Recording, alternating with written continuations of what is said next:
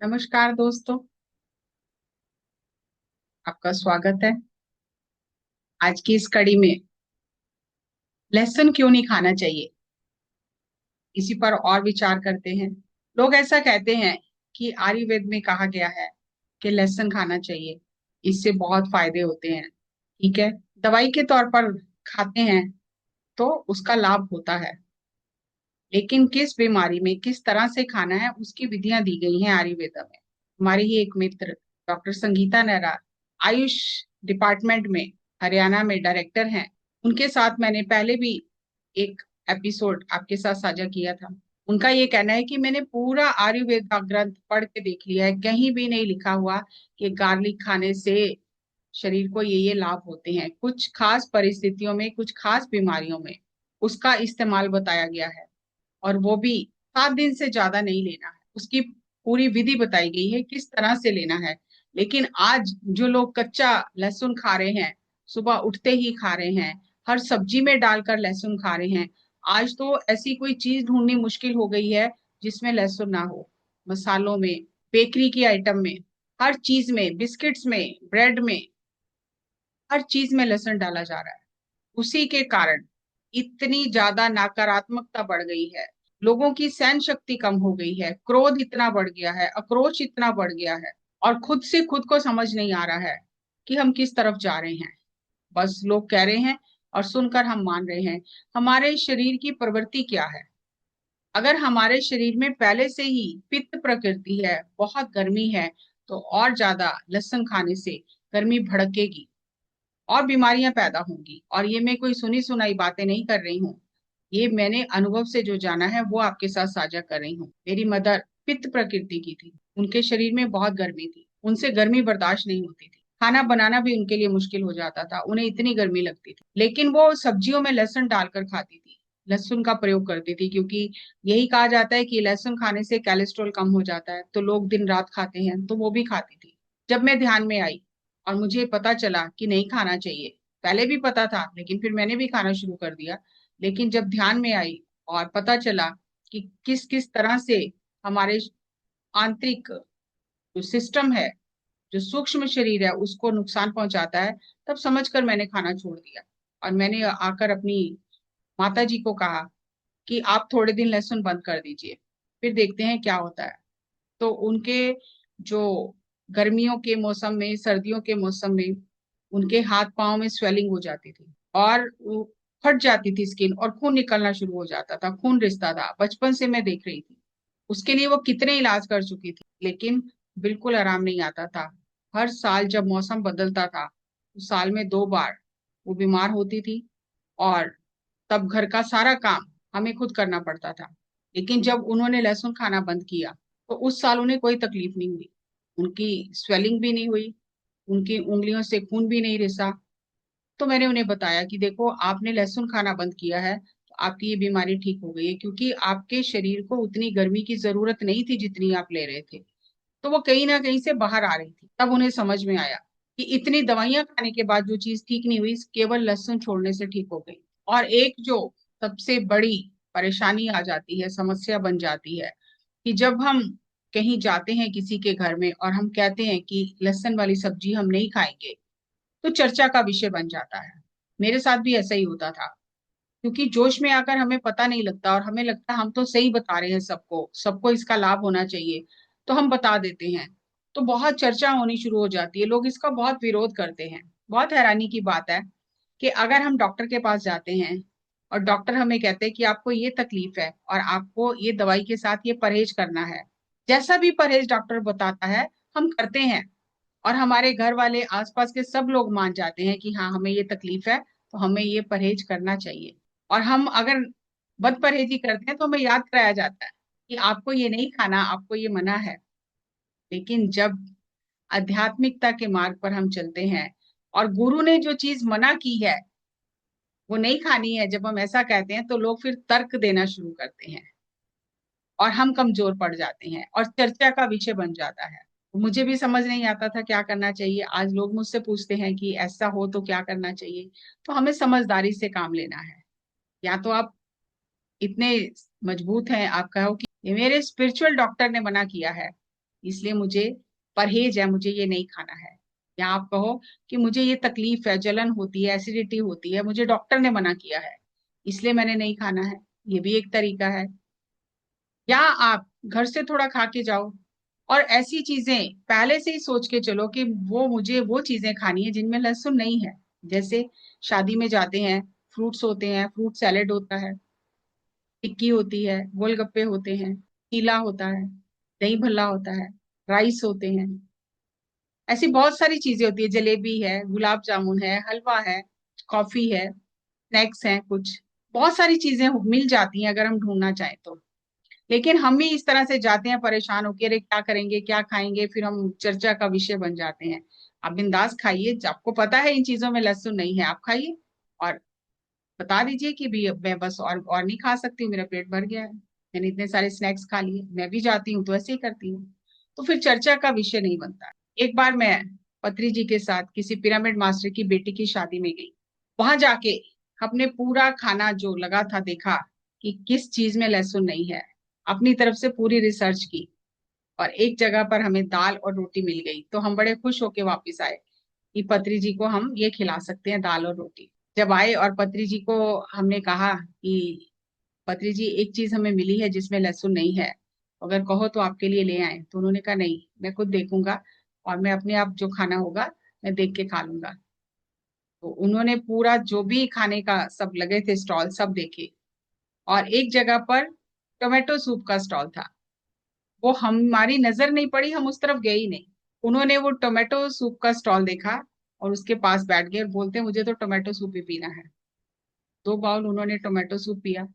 और जिनके घर में शादी थी उन्होंने बहुत बार आके पूछा सर क्या खाएंगे, सर ने कहा नहीं मैंने टोमेटो सूप पी लिया, मुझे और कुछ नहीं चाहिए। बहुत बार मैंने देखा कि मौका देखकर वो इस तरह से व्यवहार करते थे कि किसी को पता भी नहीं चलता था और काम भी हो जाता। लेकिन अपनी नासमझी के कारण हम स्वयं चर्चा का विषय बन जाते हैं। तो हम समझदारी से काम लें तो सब कुछ हो जाएगा।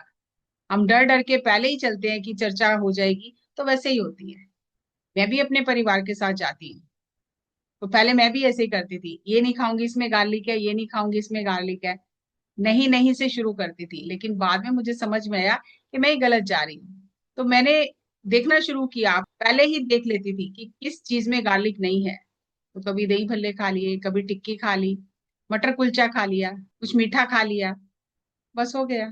इसलिए एक तो हम समझदारी से काम लें, इसको चर्चा का विषय ना बनाएं, और हमारे घर की हालात हमें पता है, हमें किस तरह से इसको संभालना है। तो दूसरों की सुनी सुनाई बातों को मुद्दा बनाकर हम ना चलें, हम अपनी समझदारी से अपना रास्ता खुद बना के चलें। और ये बात तो तय ही है कि जो चीज गुरु ने मना की है वो नहीं करनी। अगर हम डर के मारे करेंगे तो हमारा ही नुकसान है। आज से पहले बचपन में जब हम गुरुद्वारे भी जाते थे, सेवा करते थे, तब गार्लिक हमने कभी देखा ही नहीं था, गुरुद्वारे में भी गार्लिक नहीं डाला जाता था लंगर में। अब आज के समय में इतना ज्यादा गार्लिक का इस्तेमाल हो गया है कि हमें समझ ही नहीं आती क्या खाएं और क्या ना खाएं, और उसी वजह से इतनी ज्यादा नकारात्मकता बढ़ जाती है।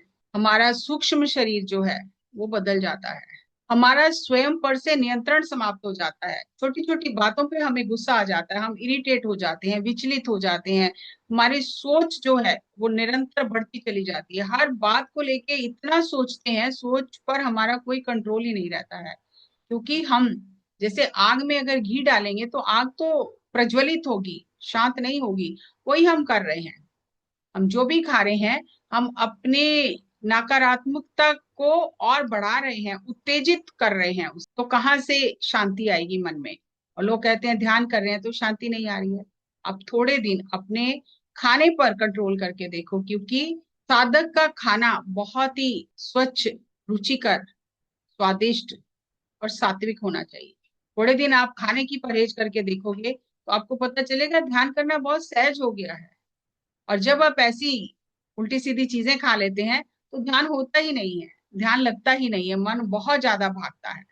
इसीलिए श्री कृष्ण भगवान ने गीता में कहा, युक्ताहार विहारस्य युक्त चेष्टस्य कर्मसु युक्त स्वप्न अबोधस्य योगो भवति दुःखः। युक्ताहार होने से व्यवहार युक्त होगा, युक्ताहार होने से युक्त चेष्टा होगी, फिर कर्म युक्त होंगे, फिर युक्त स्वप्न होंगे, और युक्त अवबोध होगा, और यही दुख को दूर करने का योग है। 5 चीजें श्री कृष्ण भगवान ने बताई हैं। युक्ताहार विहार, युक्त चेष्टा, कर्मसु, युक्त स्वप्न, अवबोधस्य योगो भवति दुःखः। आहार ही अगर सही नहीं है तो कुछ भी सही नहीं होगा। किसी भी परिस्थिति में हम अपना आपा खो देते हैं, चाहे हम ध्यान भी करते हैं, लेकिन एकदम से भड़क जाते हैं। उस समय में समझ ही नहीं आता क्या करना चाहिए क्या नहीं करना चाहिए। ऐसे ही एक बार हम पत्री जी के साथ गाड़ी में जयपुर जा रहे थे। रास्ते में एक जगह कॉफी पीने के लिए रुके। जब वेटर कॉफी लेके आया और वो पत्री जी को कॉफी पकड़ा रहा था, उसके हाथ से कॉफी का कप छूट गया और वो गरम गरम कॉफी पत्री जी के ऊपर गिर गई। हम एकदम से सारे चौंक गए। हम कुछ बोलना भी चाह रहे थे तो पत्री जी ने हमें बोलने नहीं दिया। बोले कोई बात नहीं। बहुत ही शांत भाव से पत्री जी ने उसे कहा, ध्यान से काम करो। कुछ नहीं कहा, उठकर जाकर पानी से उसे साफ कर लिया। इतना स्वयं पर संयम कैसे आएगा? हम तो एकदम गुस्से में आ जाते हैं और झगड़ा करना शुरू करते हैं। ये संयम जीवन के हर पहलू में संयम करने से आता है, अचानक से संयम नहीं आता है। हमारा तो खाने पर ही संयम नहीं है, उसके लिए हम बहाने ढूंढते रहते हैं, दूसरों को दोष देते रहते हैं, उसकी वजह से हम नहीं कर पा रहे, इसकी वजह से हम नहीं कर पा रहे। अगर हमें जीवन में संयम चाहिए तो हमें सबसे पहले खाने में संयम बरतना पड़ेगा। और ये कोई बहुत बड़ी बात नहीं है। अगर इच्छा है तो हम कर सकते हैं, समझदारी से हम खुद रास्ता बना सकते हैं। आहार ही युक्त नहीं होगा तो कुछ भी सही नहीं होगा। आहार युक्त नहीं है तो व्यवहार सही नहीं होगा। व्यवहार सही नहीं है तो जो विचार आएंगे वो भी सही नहीं होंगे, और जो कर्म करेंगे वो भी सही नहीं होंगे, और स्वप्न में भी फिर वही बातें आएंगी। और फिर आत्मज्ञान कहाँ से सही आएगा?